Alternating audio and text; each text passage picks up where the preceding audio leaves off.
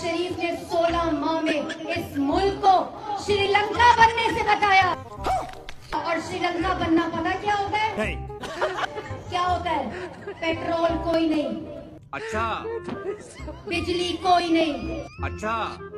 Gas कोई नहीं, दवाई कोई नहीं, आटा कोई नहीं, पेट्रोल लाइनें लगकर लोगों की अमवात हुई, पेट्रोल नहीं मिलता था, हमले हुए, अनारकी फैली, धावा बोला। दोस्तों, एक तरफ दुनिया के तमाम ममालिक तरक्की की राह पर गामजन हैं, दूसरी तरफ हमारे सियासतदान इलेक्शन खेल रहे हैं। 1945 में अमेरिका ने जापान को जौहरी हथियार से तबाह किया था, लेकिन हमारे मुल्क का बेड़ा गर्क करने के लिए तो हमारे सियासतदान ही काफी हैं। यकीन जाने कि अगर अमेरिका नवाज शरीफ और शहबाज शरीफ को एक बार जापान पर मुसल्लत कर देता तो वो क़यामत तक तरक्की नहीं कर सकते थे। हालत यह है कि जिसको जहां भी जितना मौका मिलता है वो अपनी ताकत के हिसाब से करप्शन करता है। सिकंदर आजम भी दुनिया को फतह करके इतना अकड़ के नहीं चला होगा जितना पाकिस्तानी कॉटन के कपड़े पहनकर जुमा पढ़ने जाते हैं। हमारे यहाँ लिटरेसी रेट 58% है और इसके पीछे पाकिस्तान के 2 बड़े खानदान हैं जिन्होंने अवाम को तो हमेशा तालीम से दूर रखा, खुशकिस्मती के साथ पास वो भी नहीं गए। 2024 के इलेक्शन को हमेशा याद रखा जाएगा। ये वो इलेक्शन था जिसमें पीटीआई वाले सारे आजाद थे जबकि बाकी सारे गुलाम। इस इलेक्शन में मियां साहब अपनी नालायकी का इल्जाम दूसरों पर डालते रहे। यकीन जाने कि जितनी आजादी और सहूलतें मियां साहब को दी गई, इतनी अगर अभिनंदन को भी मिलती तो वो भी पाकिस्तान में इलेक्शन जीत जाता। मियां साहब फरमाते हैं कि अगर थोड़ी सी धांधली और होती तो मैं जीत जाता, मेरी इज्जत बच जाती। समझ नहीं आती कि ये कौन सी इज्जत बचाने की बात कर रहे हैं, कतर वाली या फिर गैराज वाली। हालांकि इज्जत तो इनकी पहले भी नहीं थी। इज्जत की जो शलवार आज तक ये पहनकर घूमते रहे, अवाम को आज पता चला कि उसमें तो नाड़ा ही नहीं था। विचले जराये के मुताबिक जो जरदारी और नवाज शरीफ ने पाकिस्तान का हाल किया, वही इमरान खान ने मुखालिफिन का वो हाल कर दिया जो कैप्टन सफदर ने गैराज में मरियम नवाज का किया था। मियां साहब ने शेरवानी और अस्पताल वाला लिबास पहले ही तैयार करवा लिया था क्योंकि वो जानते थे कि इलेक्शन के बाद इन दोनों में से किसी की भी जरूरत पड़ सकती है। जहां नून लीग और पीपल्स पार्टी मिलकर हुकूमत बनाने की तैयारी कर रहे हैं, वही खान ने जेल में बैठकर सियासत का बड़ा पत्ता खेल दिया। खान का इशारा मिलते ही मौलाना फजलुर रहमान ने अगले पिछले सारे कच्चे चिट्ठे खोल दिए और हकीकत में खान भी यही चाहता था। जहाँ पीडीएम वालों ने मौलाना फजलुर रहमान के साथ हाथ किया, वही मौलाना साहब ने भी इनकी पोल खोलना शुरू कर दी है। मौलाना फजलुर रहमान की मिसाल उस नाराज फूफो की सी है जिससे रिश्ता तय करने से पहले कोई मशवरा नहीं लिया गया और अब फूफो ने पूरे खानदान को वक्त डाल दिया है। इलेक्शन में बुरी तरह से हारने के बाद शायद मौलाना साहब को अकल आ गई है कि अब मेरी मुनाफिकत का चूरन नहीं बिकेगा। अवाम को शऊर आ चुका है, सियासत में भी अब इज्जत उसी को मिलती है जो ईमानदार होता है। इसीलिए अब मौलाना साहब अकल की बातें करना शुरू हो चुके हैं। हैरत तो इस बात पे होती है कि मौलाना साहब ने मुनाफिकत छोड़ने का मुश्किल तरीन फैसला कर लिया है। मौलाना साहब एक बार फिर से पूरी दुनिया के सामने इमरान खान की बेगुनाही का सबूत देने लगे हैं। जालिमों, ये क़यामत की निशानी है कि मौलाना न्याजी के हक में गवाही दे रहा है। पहले यही मौलाना साहब इमरान खान को यहूदी एजेंट बोलते थे और अब अचानक वही यहूदी एजेंट सऊदी अरब का एजेंट बन गया। कब हो गया ये? कब हुआ कब? पीटीआई और मौलाना के इत्तेहाद की बातें सुनकर मुखालिफिन को एक मौकफ मिल गया है कि इमरान खान तो कहता था कि मैं इन चोरों के साथ डील नहीं करूंगा, तो फिर मौलाना साहब जिन्हें पीटीआई वालों ने डीजल का लकब दिया था, आपस में कैसे हाथ मिला सकते हैं? मतलब बाकी तमाम पार्टियां इक्तिदार के लिए एक दूसरे से डील कर सकती है, लेकिन जो बंदा 6 महीने से जेल में पड़ा है, शदीद मुखालफत बगैर बल्ले के उसने इलेक्शन जीता, उसे किसी से डील नहीं करनी चाहिए। अब यहाँ पर लोगों के बुक्स का अंदाजा लगाएं कि बाकी पार्टियों में से जो कोई कुछ भी करता रहे, लेकिन इमरान खान को कहीं से ठंडी हवा नहीं लगनी चाहिए। ये इस मुल्क में ये क्या हरामीपन हो रहा है?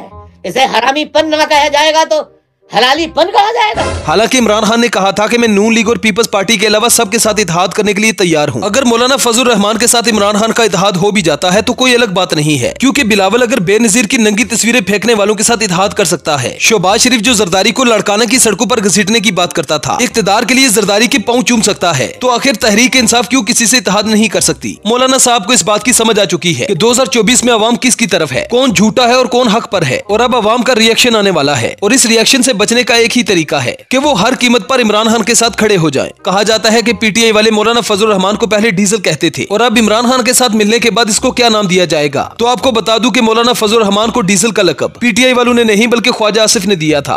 और फजलुर रहमान को डीजल नून लीग ने शुरू किया था कहना।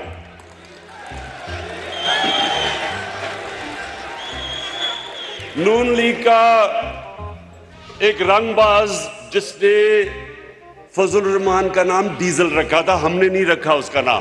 खान का मकसद मौलाना साहब के साथ डील करने का ये नहीं है कि किसी तरीके से वो इख्तिदार में आ जाए। वैसे भी मौलाना साहब के पास 1-2 सीटों के अलावा कुछ नहीं। इसका असल मकसद ये है कि मौलाना साहब पीडीएम के सारे पोल खोल दे। मुज़ाहिका खेज बात यह है कि नून लीग को सिर्फ 17 सीटें मिली है। अगर इंतहा की धांधली करने के बावजूद भी इन सियासतदानों का ये रिजल्ट और ये हाल है, तो फिर ऐसे सियासतदानों को लीडर मानने वालों को शर्म से डूब मरना चाहिए। और तो और इलेक्शन कमीशन ने भी नवाज शरीफ को जितवाने के लिए इंतहा कर दी, लेकिन लगता है कि इलेक्शन कमीशन की अकल भी घास चरने गई थी। फॉर्म 45 में तब्दीली करने के बजाय उन्होंने फॉर्म 47 में तब्दीली कर दी। उम्मीदवार 70-80 हजार की लीड से जीत रहे थे, हमने उनको हरवाया है और उनके ऊपर जाली मोहरे लगा के सबको हरवाया।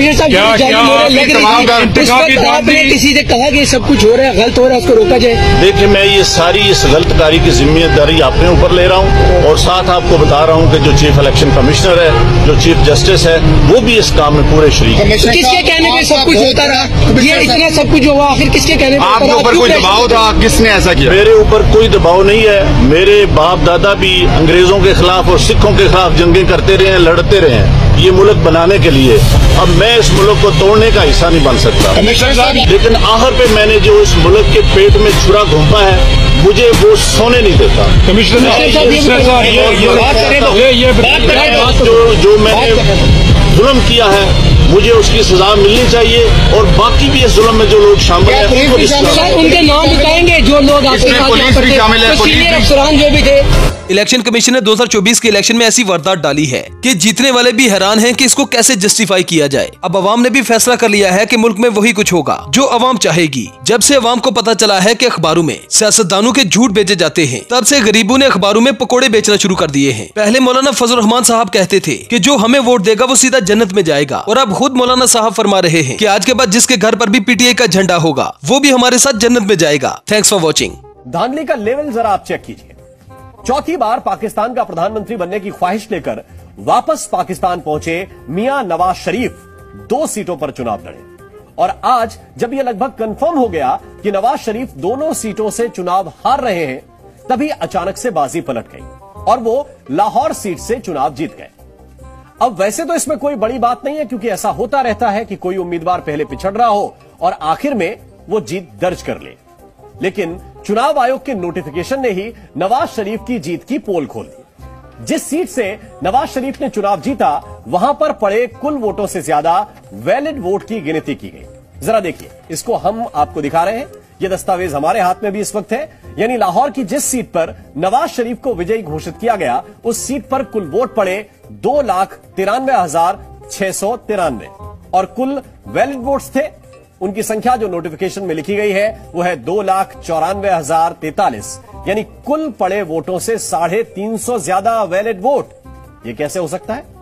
इतना ही नहीं, इस सीट पर खड़े हुए 18 उम्मीदवारों में से 14 ऐसे थे जिनको 0 वोट दिखाए गए।